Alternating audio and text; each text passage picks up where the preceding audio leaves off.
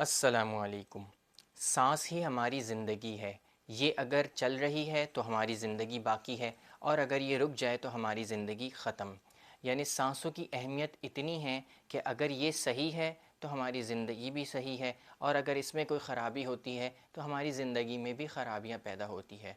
सांसों की अहमियत के बारे में हम अपनी क्लास में पहले ही बात कर चुके हैं, और इसकी जो अहमियत मेडिटेशन में है उसके बारे में भी हमने बात की थी।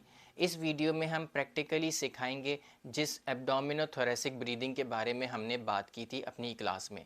ब्रीदिंग दो तरह की होती है, जैसे हमने बात की थी कि एक होती है थोरेसिको एब्डोमिनल और दूसरी होती है एब्डोमिनोथोरेसिक।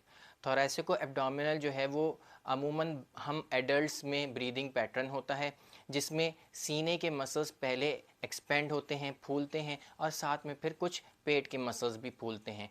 मगर इसका नुकसान ये होता है कि इससे हमारे फेफड़े जो हैं वो पूरी तरह हवा से नहीं भर पाते। अमूमन ये एक तिहाई हिस्सा ही भरता है। मगर एब्डोमिनोथोरेसिक जो कि बच्चों का ब्रीदिंग पैटर्न भी होता है, जब बच्चे पैदा होते हैं, और ये आहिस्ता आहिस्ता वक्त के साथ बदल जाता है और थोरेसिको एब्डोमिनल में कन्वर्ट हो जाता है।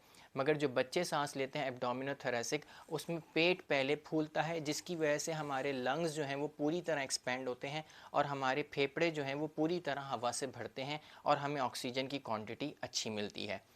तो इस हम वीडियो में सिखाएंगे कि वो एब्डोमिनोथोरेसिक टेक्निक कैसे होती है। उसकी प्रैक्टिस के लिए एक हाथ अपना आप सीने के ऊपर रख लें, जैसे मैंने रखा हुआ है, और एक हाथ अपना पेट के ऊपर रख लीजिए। ये सिर्फ प्रैक्टिस के दरमियान है। जब आपकी प्रैक्टिस अच्छी हो जाए और आपको समझ आने लगे तो उस वक्त आपको फिर ये हाथों को रखने की ज़रूरत नहीं है, फिर आप अपने हाथों को चाहे साइड में भी रख लें। दूसरी चीज़, मैं इस वक्त अपने कमरे में बैठ के सोफ़े के ऊपर ये टेक्निक कर रहा हूँ, तो आप चाहें तो सोफ़े पे करें, कुर्सी पे करें, बिस्तर पे करें, या ज़मीन पे करें, या गैलरी में कर लें, या फ़र्श के ऊपर कर लें। जहाँ चाहें आप ये टेक्निक को अप्लाई कर सकते हैं। बेहतर ये है कि ऐसी जगह करें जहाँ पे आपको वेंटिलेशन अच्छी हो, नेचुरल एयर आ रही हो, लाइट अच्छी आती हो। और अगर ये मैसर नहीं है तो भी आप किसी कमरे में ये टेक्निक अप्लाई कर सकते हैं, और मेडिटेशन से पहले तो इसे लाजमी अप्लाई करना है। तो दोबारा हम अपने हाथ जो हैं, एक हाथ हम अपना सीने के ऊपर रख लेंगे, और एक हाथ जो है हम अपना पेट के ऊपर रख लेंगे, ताकि हमें पता चले कि कौन से मसल्स जो हैं वो फूल रहे हैं। नॉर्मल जो हम ब्रीदिंग लेते हैं, जैसे मैं अभी नॉर्मल ब्रीदिंग ले रहा हूँ, उसमें क्या होता है कि मेरे सीने के मसल्स ज़्यादा फूल रहे हैं। देखिए मेरा हाथ जो, जब मैं सांस लेता हूँ तो मेरा सीने वाला हाथ जो है ये ज़्यादा एक्सपेंड होता है, जैसे कि मैं अभी ले रहा हूँ। इसमें मेरी नाक भी जो है वो खींच रही है ऊपर, और मैं अपनी नाक से सांस को खींच रहा हूँ, और ये मेरा सीना फूल रहा है। इसमें अमूमन एक तिहाई हिस्सा लंग्स का फूलता है, और लंग्स जो है वो सिर्फ एक तिहाई ही भर पाते हैं। मगर जो अच्छी ब्रीदिंग है, जिसे हम एब्डोमिनोथोरेसिक कहते हैं, उसमें हमारा पेट जो है वो पहले फूलता है। पेट के मसल्स पहले फूलते हैं, और उसके बाद हमारे सीने के मसल्स फूलते हैं, और इसमें हमें नाक को खींचने की ज़रूरत नहीं पड़ती, बल्कि नॉर्मल जो है वो एयर ख़ुद ब खुद अंदर आती है। क्योंकि जब हम पेट के मसल्स को एक्सपेंड करते हैं, फुलाते हैं, तो अंदर जो है वो एक नेगेटिव प्रेशर डेवलप होता है, जिसकी वजह से एयर जो है वो ख़ुद ब खुद ट्रैवल होकर अंदर आती है। ये ज़्यादा बेहतर टेक्निक है। इसके लिए आप सिंपल, जैसे मैं ये बैठा हुआ हूँ, मैं बैठा रहूँगा, और कोशिश कीजिए जब आप प्रैक्टिस कर रहे हों तो ज़बान को अपने तालू से लगा लें जिस टाइम में ब्रीदिंग इन और आउट हो रही हो। अब देखें आपके, मेरा सीने का हाथ तो शायद इतना ज़्यादा ना फूले, मगर पेट का हाथ जो है वो फूलेगा। अच्छा, इसको इतना ज़्यादा भी नहीं फूलना चाहिए कि पेट पूरी तरह यूँ करके बाहर निकाल लिया जाए, ऐसा नहीं करना होता। नॉर्मली पेट जो है वो हल्का सा बाहर और हल्का अंदर जाता है। अब मैं ये जो टेक्निक है वो प्रैक्टिस करूँगा, और आप गौर से देखिए कि सही टेक्निक क्या है। मैं अपनी ज़बान को तालू पे लगाऊंगा, क्योंकि मुझे आपको समझाना है इसलिए मैं बात कर रहा हूँ, तो शायद मुस्तकिल ना लगा सकूँ, मगर बेहतर ये है कि लगाना चाहिए। तो शुरू में आपको समझाने के लिए इस तरह देखिए कि मेरा हाथ जो है वो, अब जो मैं सांस लूँगा एब्डोमिनोथोरेसिक, तो पहले मेरा हाथ जो है वो पेट वाला मूव करेगा।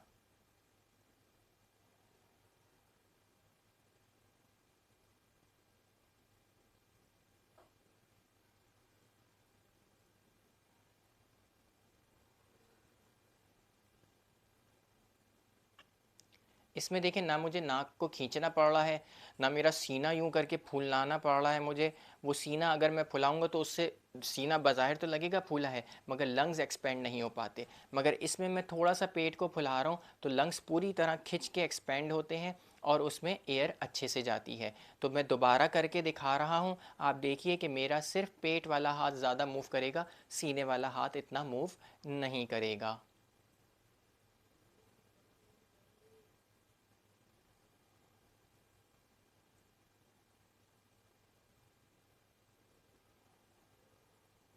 अब जो ब्रीदिंग की प्रॉपर टेक्निक है उसमें हमें एक रिदम को कायम करना होता है। ये तो आपने सीख लिया तरीका कि पेट मूव करना चाहिए, सीना जो है वो इतना मूव नहीं करना चाहिए।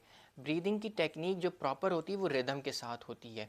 रिदम इस तरह के कुछ सेकंड के लिए इनहेल किया, कुछ सेकंड के लिए फिर हमने पॉज कर दी अपनी ब्रीदिंग, और फिर कुछ सेकंड के लिए उसके बाद हमने एक्सेल किया और फिर पॉज किया, फिर इनहेल किया, फिर पॉज किया, फिर एक्सेल किया, फिर पॉज किया।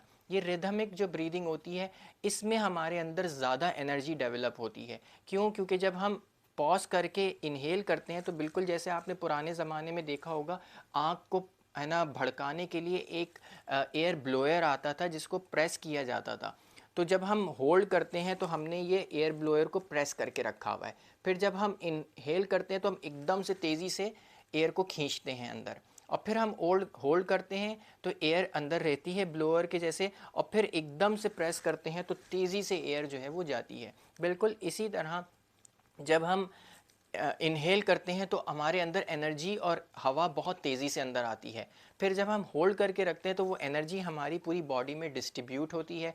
फिर हम जब एक्सेल करते हैं तो जो गंदी एयर है और गंदी एनर्जी है वो बाहर निकलती है, और पॉजिटिव एनर्जी हमारे जिस्म के और हमारे वजूद के एक एक कॉर्नर में फैल जाती है। तो असल टेक्निक यही है।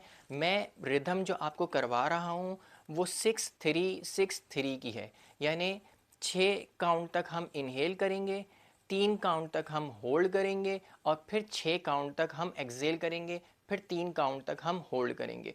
पहले मैं आपके साथ बात कर करके आपको काउंटिंग करके बताऊंगा और उसके बाद बगैर काउंटिंग करके भी ये रिपीट करूंगा।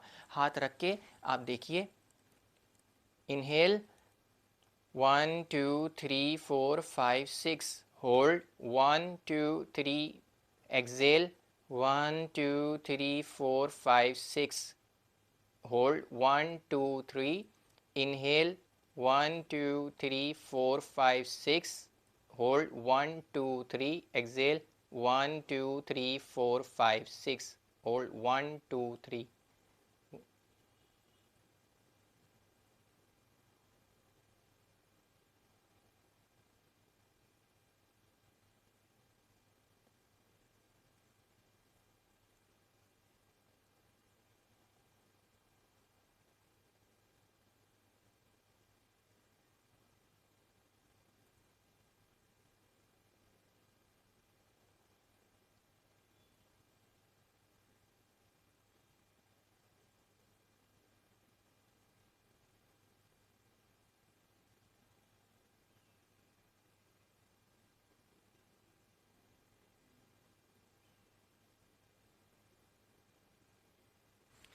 आप देखें, जब मैं खामोशी से कर रहा था तो उसमें 6 के काउंट तक मैं इनहेल करता था, फिर 3 के काउंट तक के लिए मैं उसी इनहेल पोजीशन में होल्ड करता था, और फिर 6 के काउंट तक के लिए मैं एक्सेल करता था, और फिर 3 के काउंट तक उसी एक्सेल पोजीशन में होल्ड कर रहा था।